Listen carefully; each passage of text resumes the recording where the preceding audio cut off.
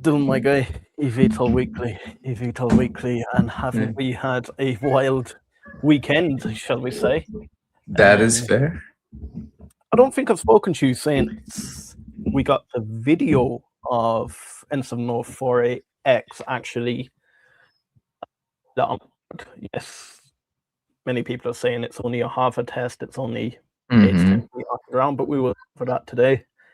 Adam went on a rampage on Mm. X.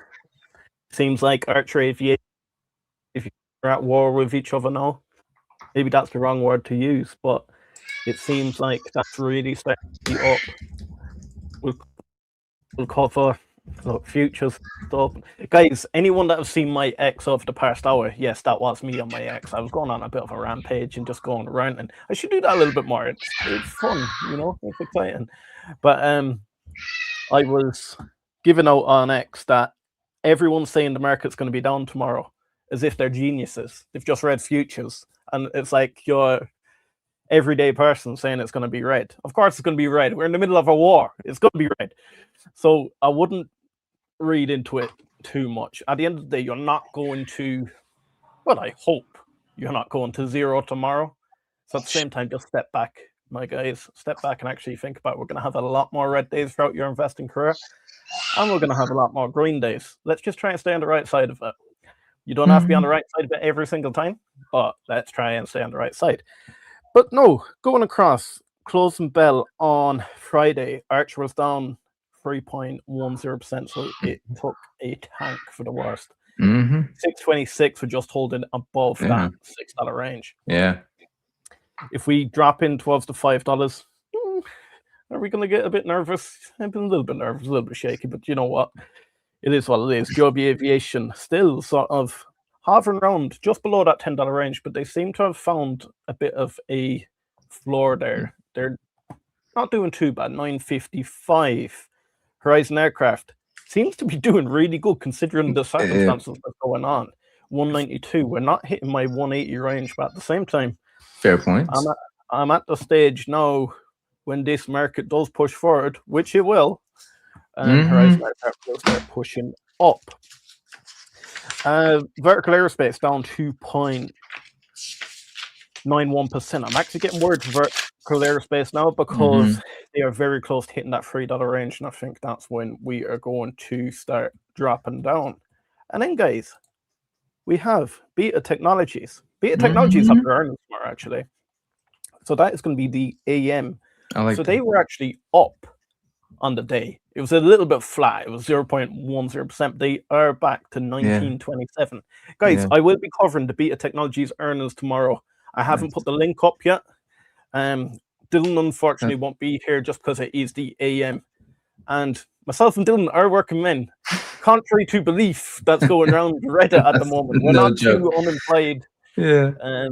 Whatever. But I'm a little bit more flexible because I am a farmer. Thanks for covering it, Liam. That's so cool. Thanks for doing that for us. What the farmers do best, they cover Beta Technologies earnings at 2:30 p.m. on That's right. a Monday.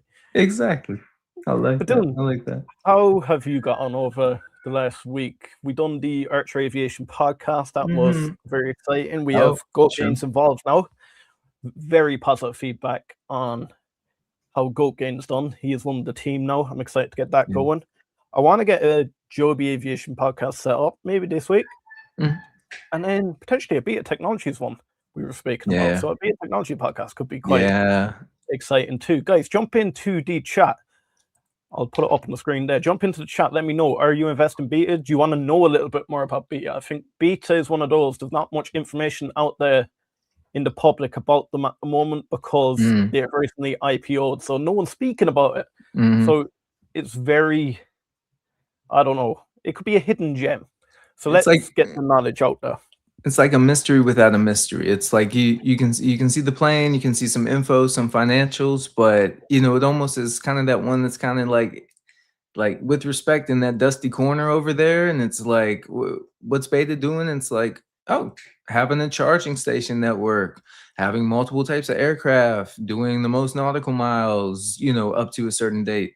So I'm really excited to see what that further guidance coming out for this next year with beta is, and be it those that were into ACHR JOBY, hover vertical. I feel like there is a growing, whether it's an investor base or a curiosity around beta technologies. I don't know. I feel like that's growing and starting to be like palatable. So yeah, I'm excited to. I'll be listening. So I'll have the iPod in, or the iPod, the AirPod in, getting the young one ready. So yeah, thanks again, Liam, for covering it, because I'm excited to listen. And then not vertical airspace, Horizon Aircraft. Horizon Yeah. Aircraft, I think we have a platform now that is big enough to actually start echoing out the noise, or not the noise, echoing out the news around Horizon Aircraft. I think Horizon Aircraft dedicated podcast once a week could be quite exciting. I know Anthony's in the chat there. Anthony and the guys do Nice. a great job covering Horizon Aircraft. They're very passionate about the company. Yeah. I think if we cover it maybe once a week, I know them guys cover it quite a bit. So I don't want to step on their toes either. So let's just get the news out there together, my guys. I like it. Wild Saddle says beat earnings at 8:30 Eastern Time tomorrow. My guy, I know you're going to be there because you're a big investor in. I hope you're in. I hope you're in. Dave says big heads up. Dave, are you investing in beta technologies as well? 106 barrel of oil, not going to be good for the market. I expect a big down week. I said this on X recently as well. I said everyone's giving out about the price of oil over here. I'm not referring to you guys. Everyone's giving out about the price of oil in the non-investing terms. They can't fuel their car, they can't heat the house, but they can't afford the bloody Netflix, can't they? They can still isn't that so true? And chat bollocks. So that's an interesting thought. That's an interesting thought. Yeah, it's the consumers, the luxuries, and it'll be interesting to see again with the whole macro and how long kind of the strait is pinned up, and the oil flow isn't oil transportation flow isn't kind of going through the strait there. Again, as you kind of have the consumer goods and whether that rolls into CPI and certain just measures of the consumer confidence, and keeping to see, even if because even in the last few quarters, you've had companies like Abercrombie and Fitch, Hollister, those kind of just general, I'll call them household name clothing brands. Those have had like 10% earning days, green days spike up. And, I couldn't tell you the year-to-date chart specifically or the 1-year chart on them, but I think those consumer goods have been doing pretty well. And then you kind of backdoor that into the consumer staples of, your Walmarts, your Costco's, your Cokes, your Pepsis, all that kind of stuff. So, it'd be interesting to see kind of with the oil and the fluctuations in that, and kind of how the institutions start to play the market, and how that all kind of trickles down to us as retail, and maybe opens up opportunities. And again, depending when kind of individuals started their investment journey, just another kind of great piece of macro info to take in and to see what happens when you are having the elevated prices in the barrels of oil, and then just to take in context of why that's going on as well. So that's the best I can explain it right off the top of my head. So I won't say anything more than that. But yeah, Sunday night market to be open tomorrow for the true opening bell. So we'll see. Guys, we are going to speak. I can see some of you speaking about Adam and Joby. We will speak about that. We actually have a bit of further information on that sent to us by a representative from Joby. So we will be going through that as well, guys. So don't panic. We will get onto it. If you have any strong opinion, do jump into the chat. Let us know. As long as you're respectful, I genuinely don't mind. Say however you feel about the Adam Goldstein and Joby Aviation saga. Absolutely. Anthony, great advice. Liam, gotta stay positive. You see that Harvard 97 cent per mile update. Ooh, verified outside source.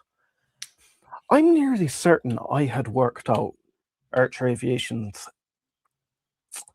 cost per mile, and I think I need to get back to you guys, but I think it's around $2.43. That actually sounds, that sounds off the head. And I did know you run those metrics, so that's getting it under the dollar mark. Yeah, Quite They're impressive. doing something right at Horizon Aircraft. And That is true. every question we've ever had about Horizon Aircraft, it seems to get answered every single quarter. And I think that Brandon done a great interview with Mac actually very recently. So guys, if you haven't checked that out and you're interested in Horizon Aircraft, Horizon Aircraft are a hybrid VTOL. They're going for something a little bit different than ACHR and Joby Aviation. They're going from to city rather than intra-city, but they're also targeting that medivac market, and is a ex-military pilot, so he has very strong links with the military. And guys, you know, with everything going on at the moment, a lot of money will flood into military. I actually have an unpopular opinion about military stocks at the moment. Okay. Everyone's flooding towards the military stocks, but I actually think you need to go more into the stocks that are being suppressed, e.g., not just eVTOLs, but any of the stocks that are being suppressed at the moment, because that's what's going to spring most. What's going to happen to the military stocks once the war ends? So just be careful, my guys.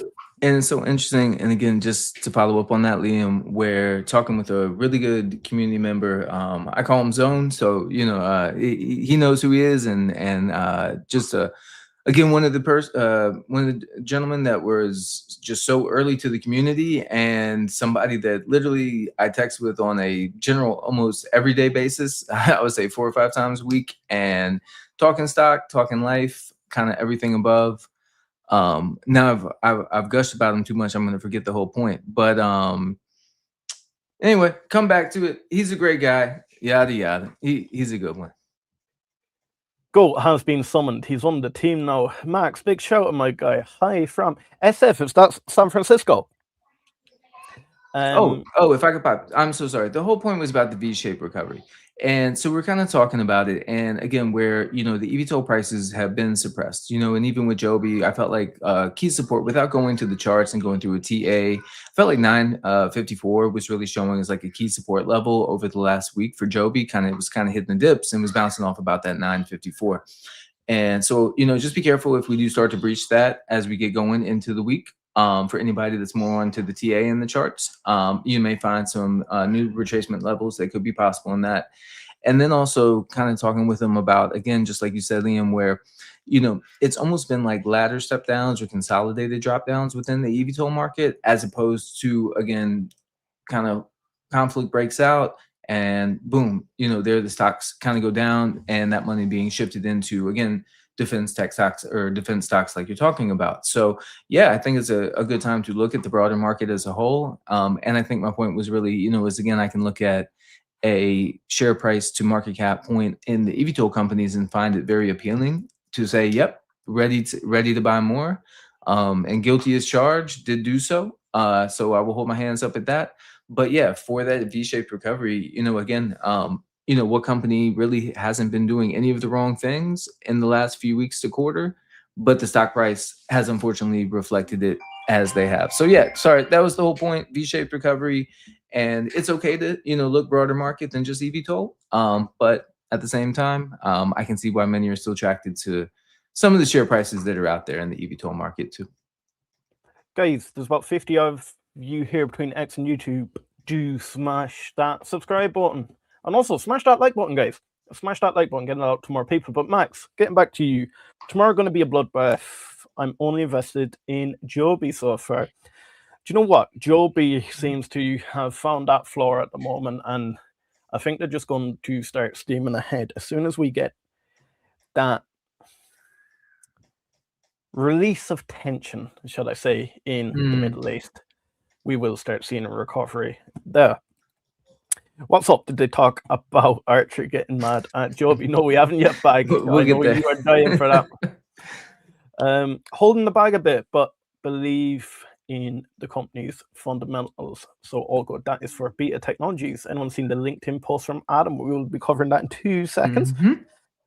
Then, whilst Adel says 107 oil, if it goes to 150, how fast will UPS and FedEx start using electric planes? I don't think very fast at all, because the 150 is only being pushed from the Middle East conflict, so it's going to be very expensive. How much is Nalia Is it $5 million? That's fair. Yeah, true. The sale So you're price gonna to start. what your additional oil metrics may be on the bottom line costs and infrastructure and such that may or may not be ready to roll it out initially day one.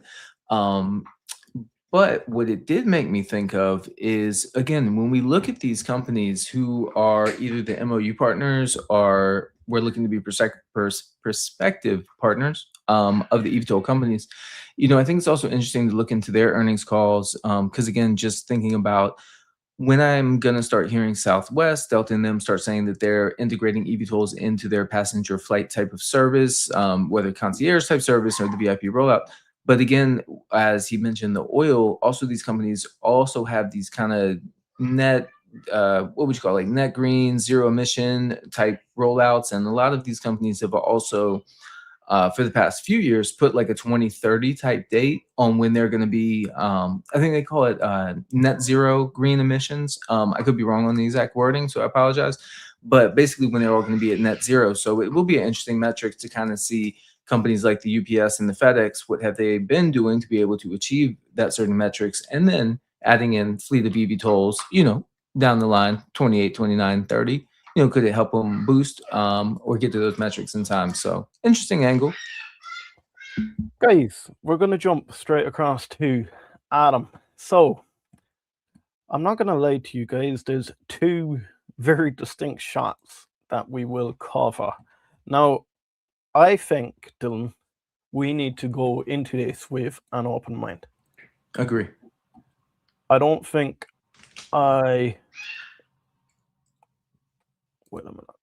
Let me double check that there. Right, guys. So, let me fire this up. Right, so this is Adam's first post.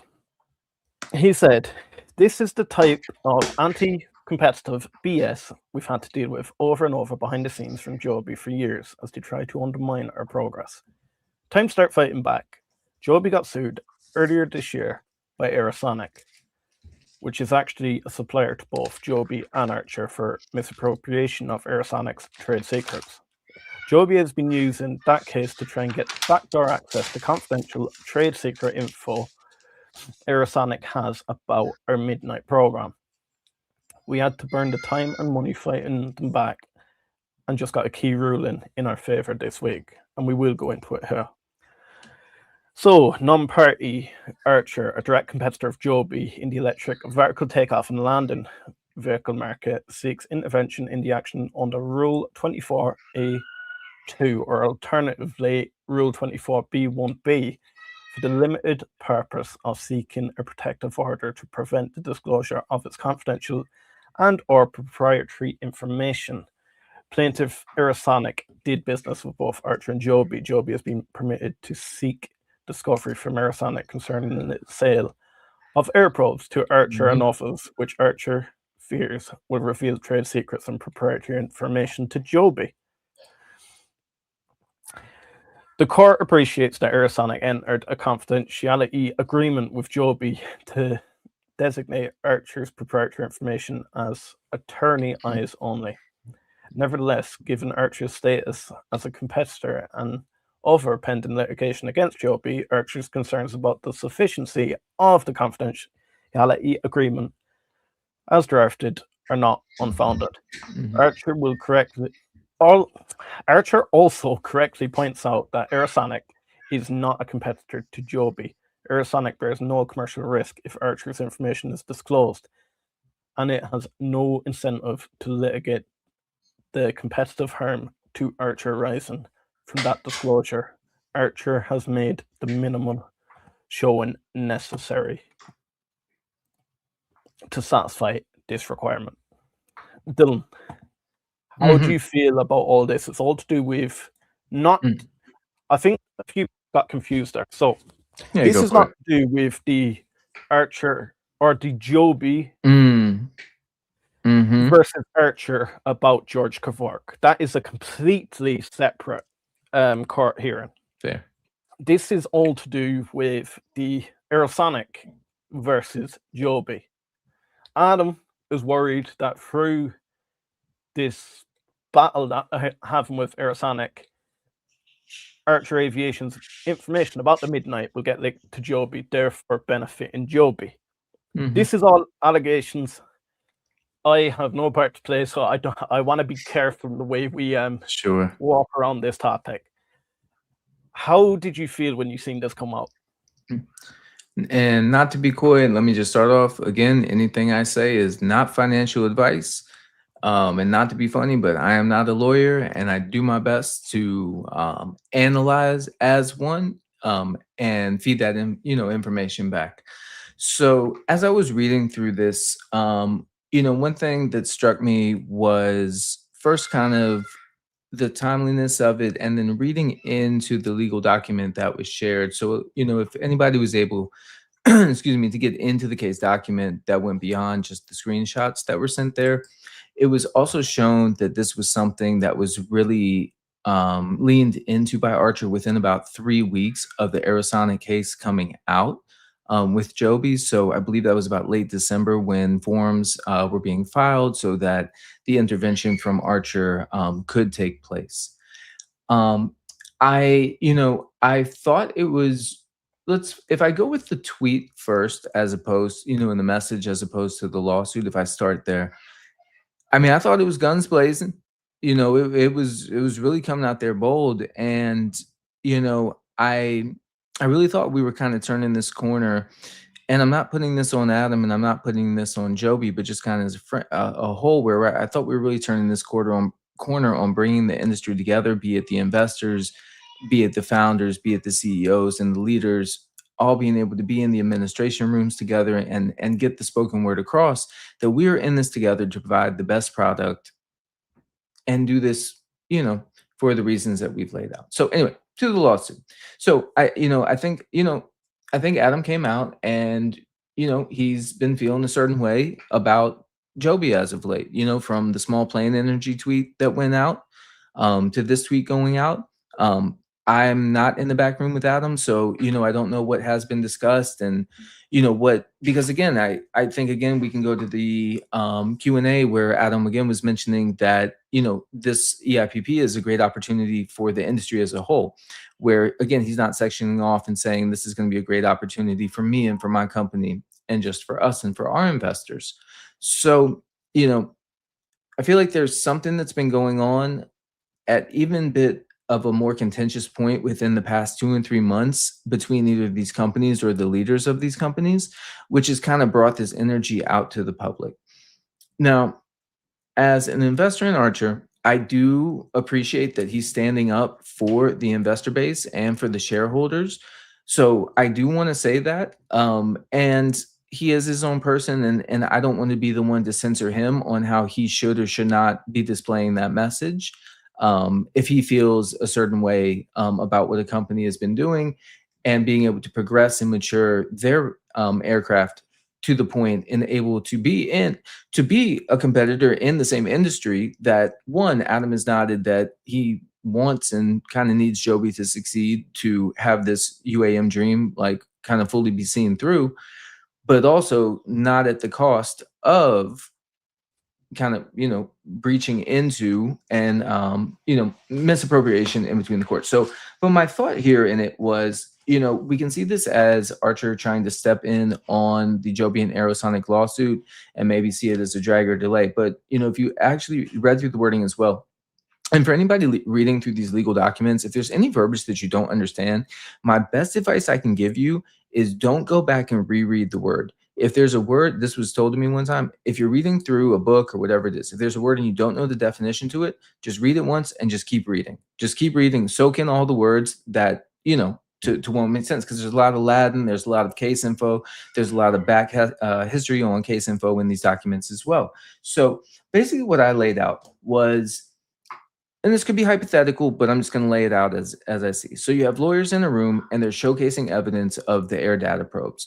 So you might have evidence A being Joby's data probe, evidence B being Aerosonic's data probe, and maybe having evidence C be another company's data probe in a kind of control sense experiment or comparison. Or we could take that back a step and have evidence B being the air data probe that's being sold to Midnight and that's the part I don't know whether it's the exact one that would be in this case versus an additional air data probe that could be brought as evidence to the case. And then if we back it up to why Aerosonic was suing Joby, it's because Aerosonic felt that they were in a NDA and a very tight binding, basically partnership agreement where they would be working together, and then Joby abruptly stopped all workings with Aerosonic in about 22 to 23. And it just seemed very odd to Aerosonic that they no longer needed their help for the air data probe, which was an extremely complex piece of machinery to figure out. Then it went forward and into the original lawsuit with Aerosonic and Joby, was speaking about how even in a video that Joby had put out on the internet, the insides of the air data probe was shown. So again, there's so many component structures that again I'm doing my best to understand. But I mean, aviation it's a big world to understand. Aerospace, aviation, the intricacies that go into every little piece of this aircraft. And just to backdoor it into, the lawsuit that's going on with ACHR and Vertical. It's whether it's the tail, the nose, the frame, the structure. Yeah, there's a reason that each aircraft was built in a certain way. So what I also gained from this, and I'll throw it back to you, Liam, after this, is I gained what it seemed to happen is if this court case went through and either ACHR did not apply for the intervention or was denied the intervention, there was most likely going to be a lawsuit that was going to be taking place, whether that would have been ACHR versus Joby at that time or a conglomerate of type of lawsuit. But there would have been more time, money, and the court's times taken up with an additional lawsuit. So basically what ACHR is doing is they're intervening right now to basically put a stop to what a future lawsuit could have been coming down the pipe, and looking to intervene and protect what they find to be a very sensitive piece of their in-house IP. So, Thank you so much for that, Dylan. Now, for anyone that thinks we just go around and agree with absolutely everything Adam says, I think that's completely false. You can see there I haven't liked the post. I don't like this. I don't like this whole noise between the two companies. I don't like anyone and anyone. I don't like getting involved in any of them lawsuits. I think it's bad for the industry. Adam said it himself in the earnings call that with the EIPP, they need as many aircraft as possible to be flying around. And this is the kind of stuff that is going to prevent that from happening. In other words, like, I can kind of see his frustration there. He has had Joby Aviation come at him with a lawsuit saying that alleged trade secrets have been stolen from that side. But at the same time, there's two wrongs make a right. It's I don't know. I think it's a lot of noise that I don't think could really go anywhere. I don't think it moves either stock. I just think it's a bit of Adam using X as a diary. Do you know when sometimes we all explode on X? It's only the fact that Adam is the CEO and we just dive into absolutely everything. So I'll put it this way. He's got his message across to investors. I'm not the biggest fan. I really respect Adam. I want to speak to Adam. But at the same time, it's not the kind of thing that I really like happening. Then we had this. So we've had you put up a really nice tweet. If you ask Adam a question, he might just answer it. And what I love about this is whoever this is back down straight away. Do you know how they give it all gob, yeah? I am so sorry. And I was not trying to put this person on blast. It has nothing to do with that at all. But I'll let Liam take the lead. But yeah, it was just seeing the reply, to actually seeing the reply, which was like only an hour later at that point from when I had seen it. And then, to the wrap up where it was just like, okay. But yeah, no disrespect to the person that asked it, but go for it. Yeah. Oh, this is one I did get involved in because this is a little bit different than talking about a lawsuit. So Steve says, fact is, Joby tables out and publishes where they are in certification levels every quarter, what percentage is accepted, certified. Why can't ACHR do the same? It's called transparency, credibility, whatever that word is, to shareholders. No more vague PR talk. We want the same data. Now, again, I don't like this firing shots back and over. I didn't get involved further down, and it looks like I'm defending ACHR, but at the very end, you can see what my whole point is. So Adam says, I have no idea what the Joby cert table means. And you can't say that this is the first time you've ever heard me saying this. True. If we have 5 buckets and we put a name on them 5 buckets, we still don't know whether it's 73%, 74%, then the FAA. Do you know the easiest way of saying it? We're gonna, because this is the way I would put it. If I was creating a rocket, and I have all different stages laid out, and I'm now on the stage 2 verification of the tank, and I am 43% complete on my side, and I'm 74% complete on the FAA side. Investors, what have I left to do? You really don't. You don't know, is the next 60% I have, is that the hardest part? Have I started with the easiest, or if I started with the hardest? We genuinely don't know. And then with the FAA, we don't know. So that's more or less what Adam is getting at here. So he has no idea what the table means. It's made up. I've asked Kyle Clark at BA if he understands it, and he has no clue either. I'm sure Kyle Clark is happy to be pulled into this. Well, I'm saying, I'm like, at that point, Kyle's in, like it not, we're saying, yeah, go for it.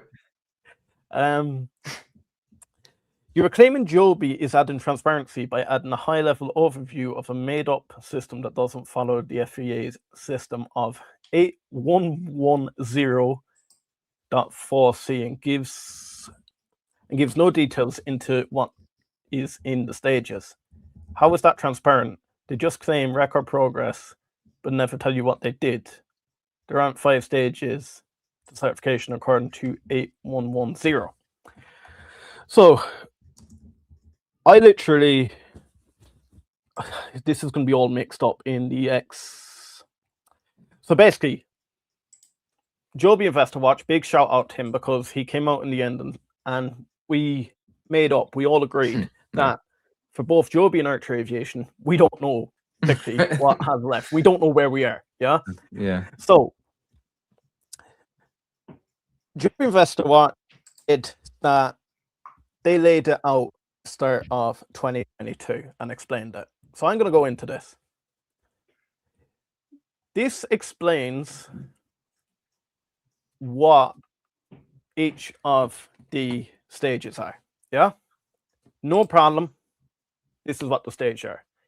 It does not tell me how I get from 40% to 60%. It genuinely, I can explain what a bucket means in my rocket progression, but at the same time, I don't know, the investor don't know how to get that additional 10%. They don't know, am I starting with the easiest bit? Like certification plans, the company develops a wide range of detailed certification plans stipulating which tests will be performed for each system area in order to satisfy the means of compliance. With 3 of our area-specific certification plans accepted and the majority of the remainder ready to be submitted as soon as the associated means of compliance are fully accepted. We're making good progress in this area. What does that mean? Like, we're going to go down here in stage 3, then 94% of the way there, but then on the FAA side, the 37% of the way there. So how do we get to 40% with the FAA? How do we get to 41%? How do we get to 42%? What actually dictates any of these? These metrics can move up and down. It doesn't really matter. And that's not beating down Joby Aviation. This is what I get onto further on in this chat. So I literally said that, okay, so what does 74% mean in compliance? how do I get 75% step pill out? I can't wait to see each 1% explained out. Because if it's for full transparency, that's how it goes. Joby Investor Watch, and fair play to him, he said Earth does the same thing. 12 to 13 to 15 for compliance verification documents, same way. And I said, well, surely the argument is invalid then, because we're saying ACHR does it the same way. But we still don't know. With these buckets, we still don't know where ACHR is in. What's the difference between 12%, 13%, 15%? I'm arguing the same thing with ACHR Aviation.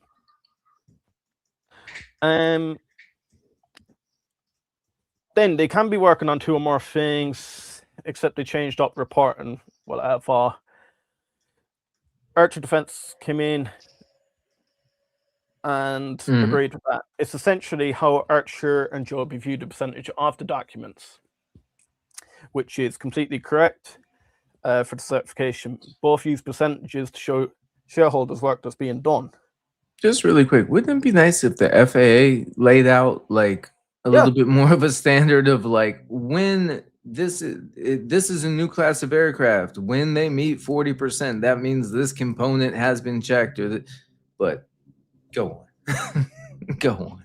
And there, I go, it means nothing. If I build a rocket and I'm 42% of the way there on the qualification stage of the tank on my side and 74% on the components, what do I have left to do? And fair play. And that is the first I have seen in both, not only in Joby Aviation, but on the ACHR Aviation space as well.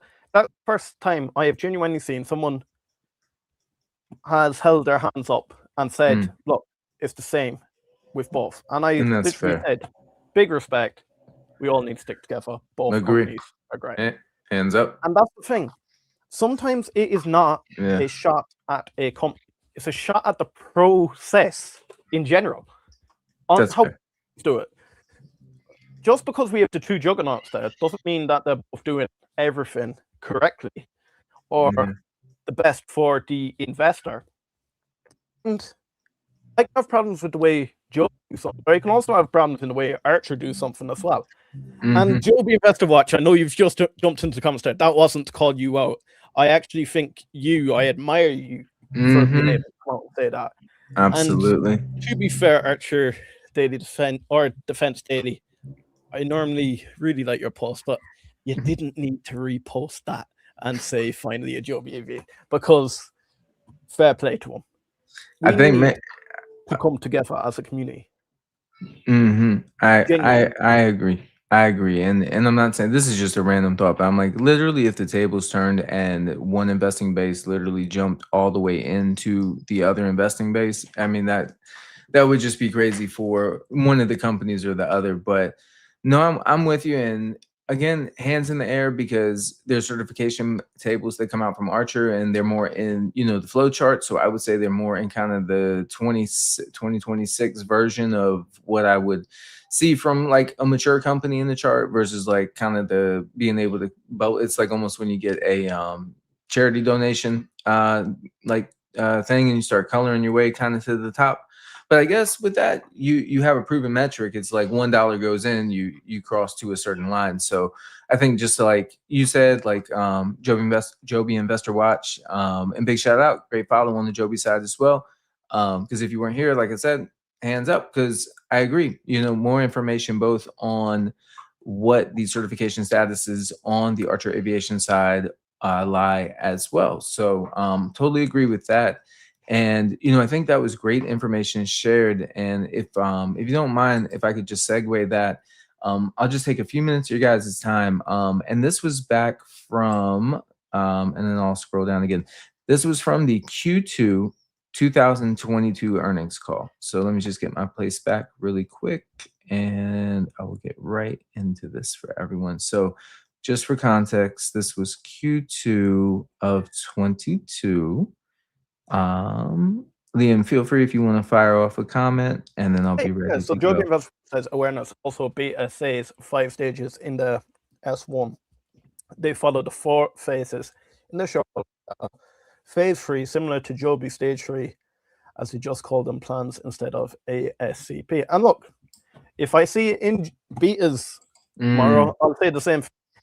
This is not a shot at any company. I just think, as investors, Mhm. I don't think it is bad to say that if we get percentages, I expect to be able to understand the percentages. Yes, it looks great. It looks very beautiful, and it looks like I understand it, but I don't understand it. Just because you think you understand something So doesn't true. always mean you do understand something.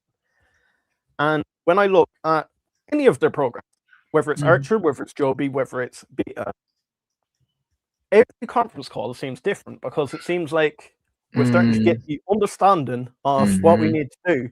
And then in the next one, we're starting to hear, oh no, but maybe we have to go down this different route. And it's like, if someone could lay it out, I know this is a new space. I know Mhm. even the companies themselves are struggling to get their head around everything. It's a complex subject. But sometimes trying to simplify something that is complex isn't always the way to do it, because Mm. if you don't understand it yourself, just simplifying it to others Mhm. doesn't mean that it's any better off. Bag says, how can they be so far into stage 4 without a tight confronting craft being in play? And that's what I mean. Well, We don't know what's left to do in stage 4. and So yeah. All right. So not to cut you, Liam, but maybe just because Bag said that, I was gonna try to do the good edit segue in. So thanks for the setup, Bag. Totally unintentional. But always good to see you here. So again, this will take about 2 minutes or so, and this was from Dieter Papadopoulos, and this was him speaking on the Q2 2022 Joby's earnings call. All right. At our certification day briefing last year, we explained how we see the process in 5 key stages and how we present a chart measuring our progress in each one. Certification is ultimately a extremely rigorous, technical, and procedure-heavy exercise. We submit hundreds of documents to the FAA for approval, detailing all the design work, tests, analysis, and manuals that our team has diligently completed across every component of the aircraft. I've had the privilege to participate in many aerospace certification programs. I found that an effective way to track certification progress in a granular way is to look at the submissions and acceptance of these documents. It's one way we're tracking progress internally in the methodology behind the progress charts included in our shareholder letter published to date, which we have updated to reflect our current program stats. I would like to now walk you through the 5 stages of our certification progress as we see them. Okay. Stage 1. So stage 1 is about identifying Stage 1 is about identifying which of the rules from our code of federal regulations applies to our aircraft, and it culminates in the certification basis, which is agreed by both the aircraft manufacturer and the FAA. At this time, we became the first eVTOL company to complete the stage back in May of 2020, and we agreed our first G1 certification basis with the FAA. We subsequently signed a revision review document a few weeks ago, and so far, our intents and purposes, the stage is complete. Okay. During stage 2, we move on from which regulations apply to what we are doing to demonstrate compliance with these regulations. So from regulations applied to what we're doing to demonstrate compliance with these regulations. We have close to 3/4 of these means of compliance already accepted by the FAA under the new framework.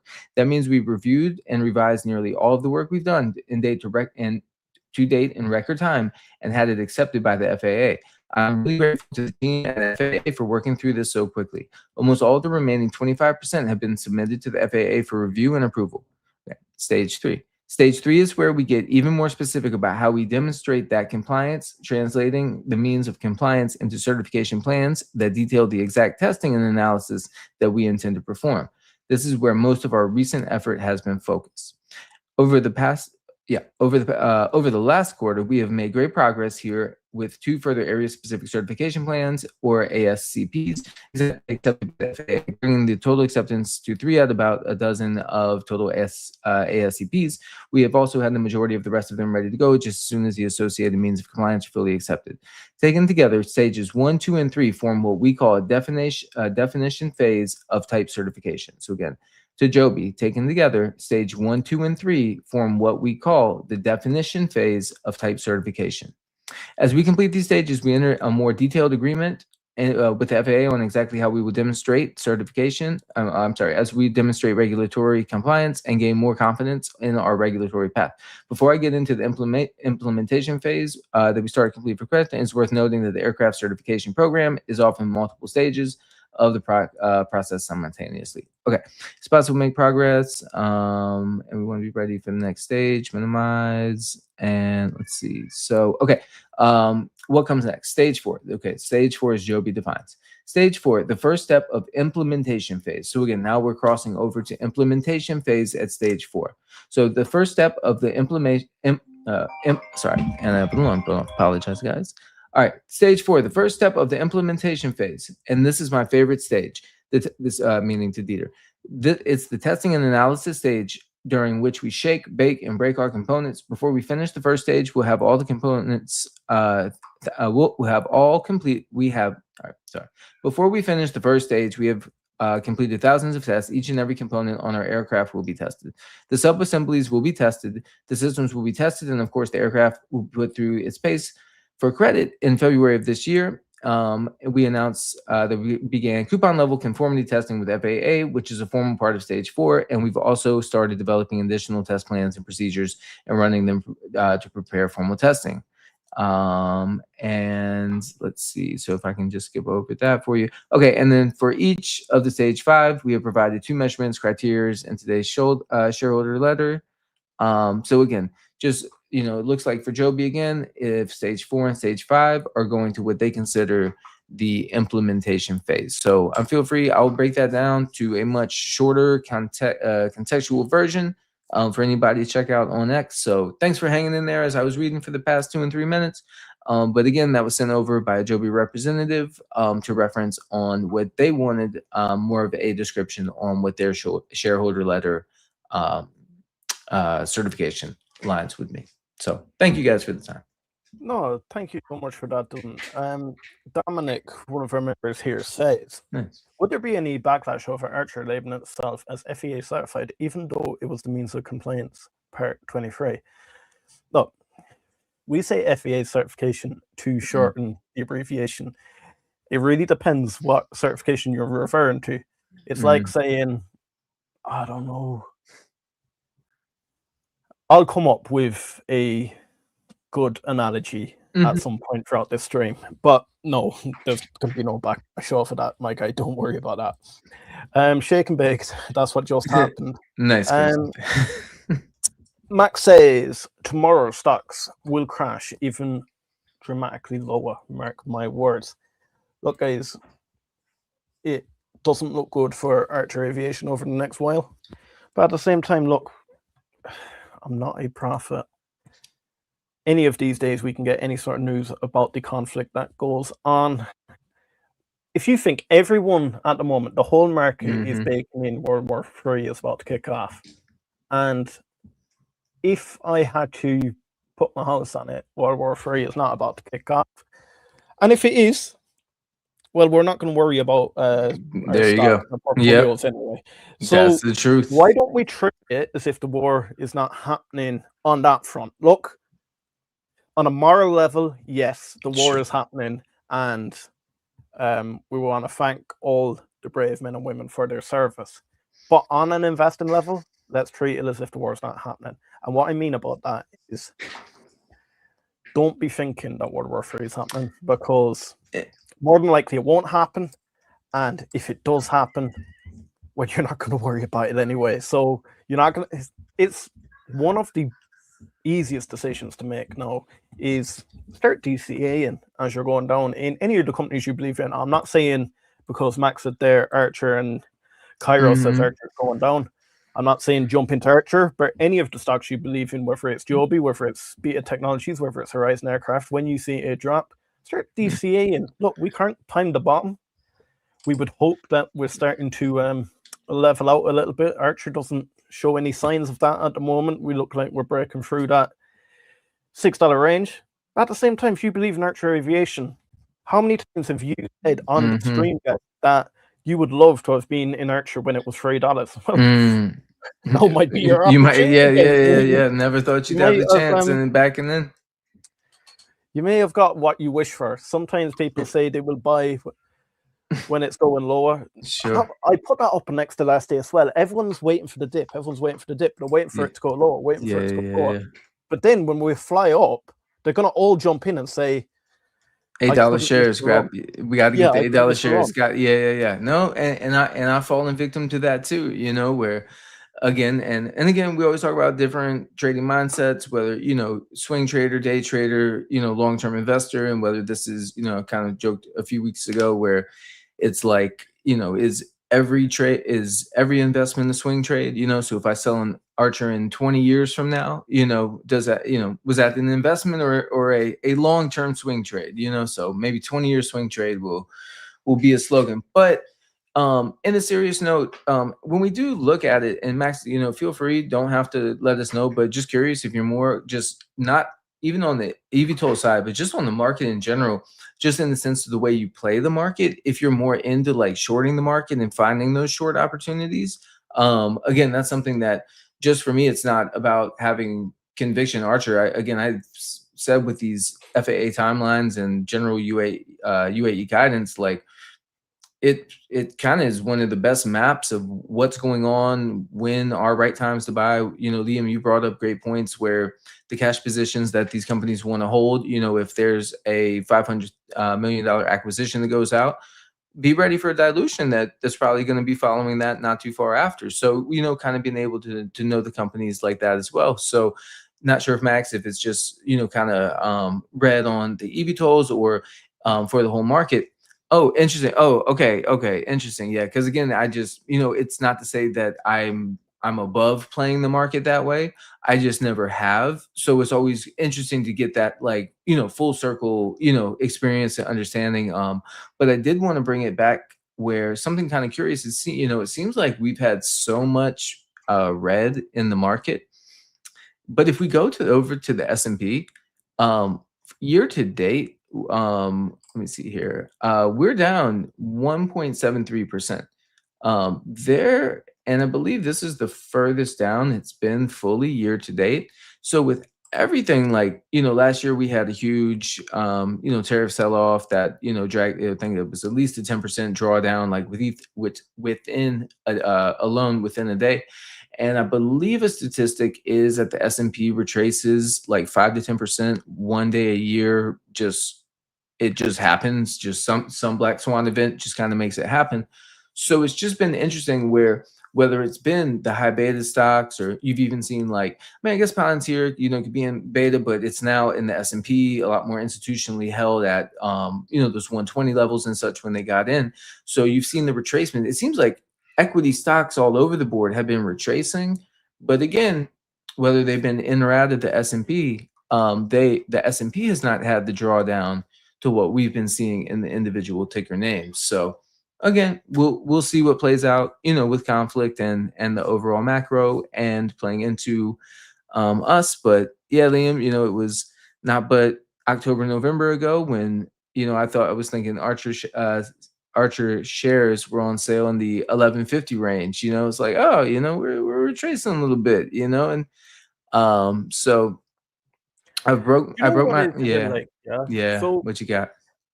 at a supermarket, let's Sure. treat these shares as assets, because in reality, that's what they are. True. And I don't know, what are we gonna say in the supermarket? Your favorite cola. We'll call it Coca-Cola. So 1 week, Coca-Cola, inflation goes up, and Coca-Cola is now at, I don't know, $4 a can. So you're buying your Coca-Cola. The next day you walk into it and they have a sale on. Coca-Cola's at $1. What do? You start buying a hip Coca-Cola because you're like, it's gonna go back up. You don't worry about Coca-Cola all of a sudden going, oh, the price is going down. This is going to zero. In reality, yes, it can go to zero. It can completely leave the supermarket, and that's how a process of Coca-Cola going to zero would happen. It would start reducing in price, see if people would buy it. But in reality, it's just a sale that's happening, and you need to acquire your assets that you want. That's fair. This is what we should be treating this as, not the fact that I'm just going to keep wait. If you walked in tomorrow and Coca-Cola was $4 and it's now $2, are you going to look at it and go, oh yeah, but last week it was 150. I'm Mhm, going to wait until it's mhm. 150. No, you're not. You're And just going to want to keep acquiring. no, and so point, and it reminds me when my wife gets a Sephora coupon in the mail, Yep. and it's always the 20% off. And I've joked with her, and if she's listening, love you, Jess. And it's all good, and she knows I've said this, so with respect, so anyway, so the Sephora coupon comes in, it's 20% off. I'm like, oh, so they're only making you pay 80% now. So it's like, it's like it again, it's that attraction to the eye, 20% off. I got a bulk buy now. But again, what's the one sale that everybody gets scared of? The stock market, Your company goes down 20%. No, I'm not going to buy it. But your favorite Coke goes down 20%. It's like, hey, I got to go buy 2 more of those. But again, we've had a lot of green years. I think it's been 3 consecutive years of either matching the average or above average S&P gains. Beta stocks have done very well.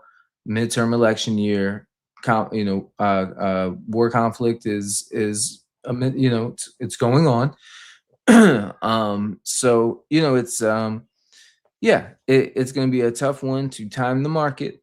But if you're the long-term investor, and like you said, Liam, I think it's very well put.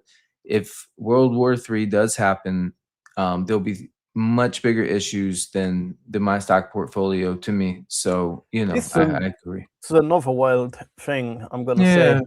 Is the whole eVTOL industry pulling down? I don't necessarily think it is Yeah. to do with oil prices, etc. Mm, Have we thought about what if it's to do with people rebalancing their portfolios in mhm. order to make money throughout this hard time? So That's fair.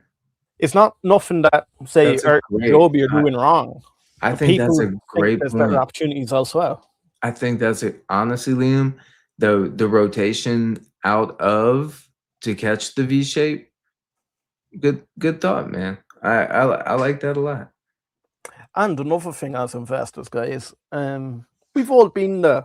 We've all been there. Just because you see ACHR going below the $5 range and you want to add more ACHR, Yeah. don't just go hell for leather and fire it and you kind of start rebalancing your portfolio, because Right. put it this way, you didn't want to buy that amount yesterday and rebalance your portfolio just because it's on Sure. sale. Again, just because you see Coca-Cola at $1 doesn't mean you have to fill the whole car full of I Coca-Cola. like that. Days like these will come. I have said it, I think I said it in the members only stream, Uh-huh. that I think for the next few years, these stocks are going to yo-yo. They're going to go up and down, start Sure. getting mass rollout. Sure. Yes, whether we go with ACHR and Joby up to 25, up to $30, but we will start seeing $10. We will start seeing, look, with ACHR, $5. It's going to Yeah. be a rocky road. So tomorrow's not the only day it's ever going to be at around $5. Some of you are hoping I'd say it is, but in reality, it's not. Yeah. And again, if it's for anybody to sleep the head, on the pillow good at night, there's something, and it did come from somebody that, has been really involved in the cannabis investment space, and you were getting some general legislation updates and such like that. And the person had been just really through the ups and the downs in that space in the high volatility. And the person was like basically saying where, they still back their thesis and such, but they're willing to wait and miss the first 10% and make sure that it's, again, not a rumor news and it's factual news. So again, I know different industry and not the topic here today, but just saying that, again, if it's dropping today, dropping tomorrow, and if it just doesn't feel right to you, then that's okay. And again, in the long-term thesis of what the projected TAM of the industry, which again, from my thesis, that's what I have to put into play on what the growing market cap can be for these companies, and where do they stand today, cash on hand, and what they're selling for. And again, the stock market will be here tomorrow, Wednesday and Thursday. But again, if we are never going to tell you to buy, sell, or to hold, and we're never going to throw random tickers at you to buy, sell, and hold.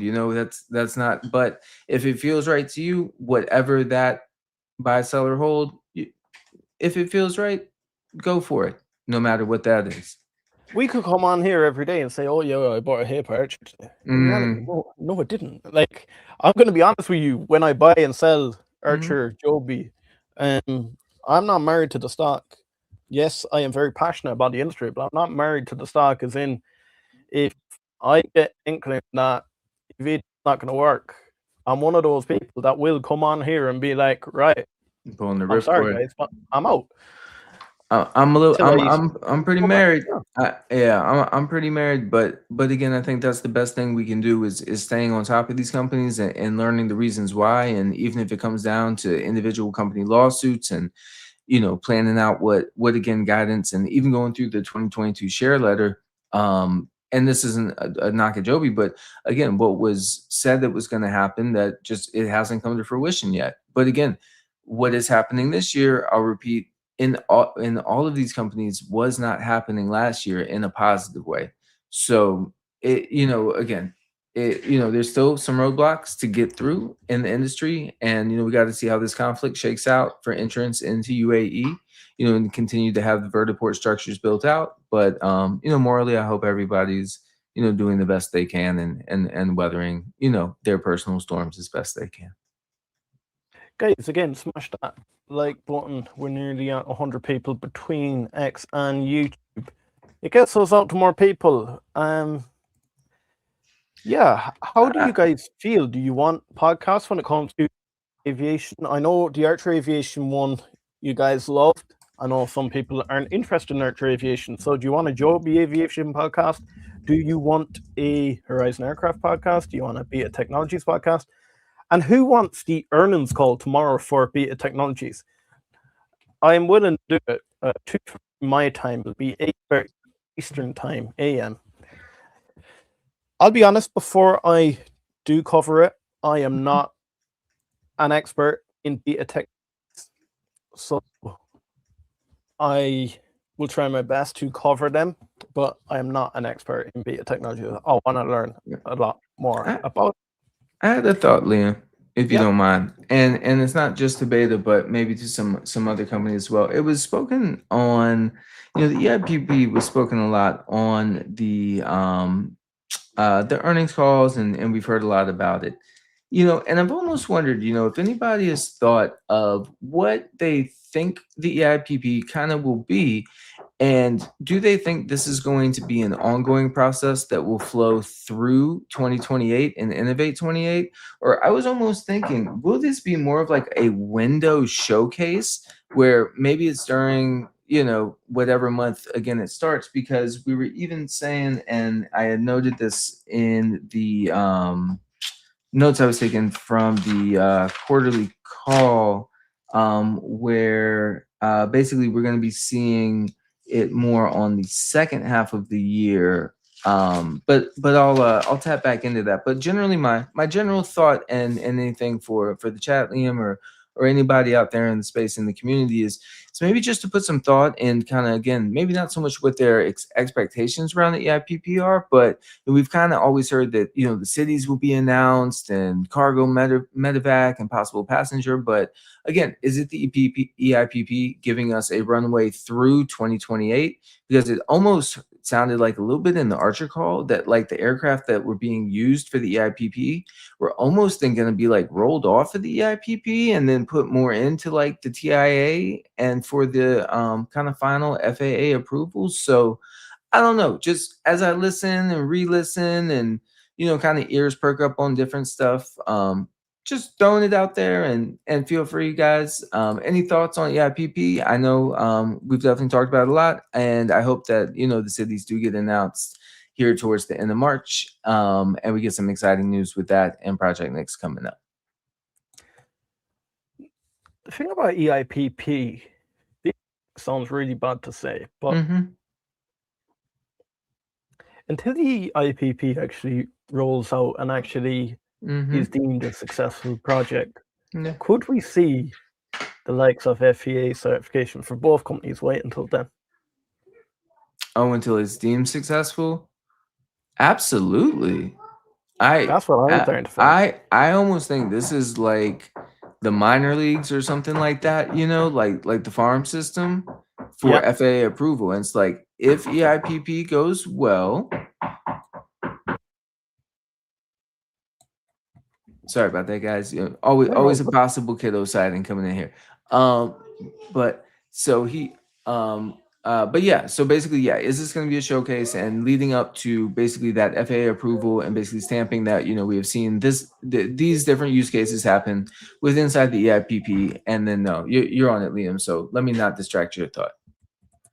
No, you're all good there. Then jumping across, Mark says EIPP is starting with organs and cargo. That's the word on the street. I'm fairly certain ACHR was saying their EIPP proposal was CTOL. What I'm starting to think is the Olympics going to be just CTOL. Will that be a success in anyone's eyes, or are we expecting a full working eVTOL for 2028? Whereas Free Speech says ACHR, it will be will be starting to fly commercially soon, and a lot of countries are waiting for their deliveries. Will 19 passengers are literally not in the business plan? Is Beta working with SRFM? What metrics are you referring to? Guys, do you know what I'm going to do? It was quite successful last week, and because we have a record number of them now, guys, we ran a members-only stream after the eVTOL weekly stream, so I'm going to do that now. Any of the members, That was cool. We will be doing a members-only debrief. Nice. It's where we say what we are physically doing next week. We will debrief this whole stream. We can have a chat. You can jump into the call. Do whatever you want, guys. If you just want to sit back and see what it's like for Liam and Dylan after the streams, do jump in. But I want to give a big shout out. I put the new members price at 99 cents, and yes, some people may say it's cheap, but other guys, that 99 cents could have went towards investing. So I want to give a big thank you to anyone that so true. chose to do that every month for the Hustle Brothers. So I do appreciate everything you do. My name is Liam, one of the Hustle Brothers here. We will be doing the members only stream. Just jump onto the Hustle Brothers page and it will be active in about 5 minutes or so. Dylan, have you any last thoughts?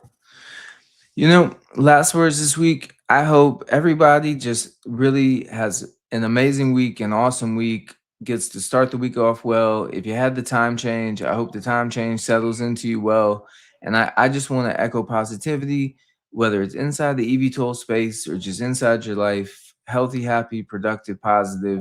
And I hope that all for y'all's week. And can't wait to check in on the ACHR pod and see if we get the other pods going. And until then, catch me on X, and I'll see you back here next Sunday. Right, guys. I'll chat you in 5 minutes.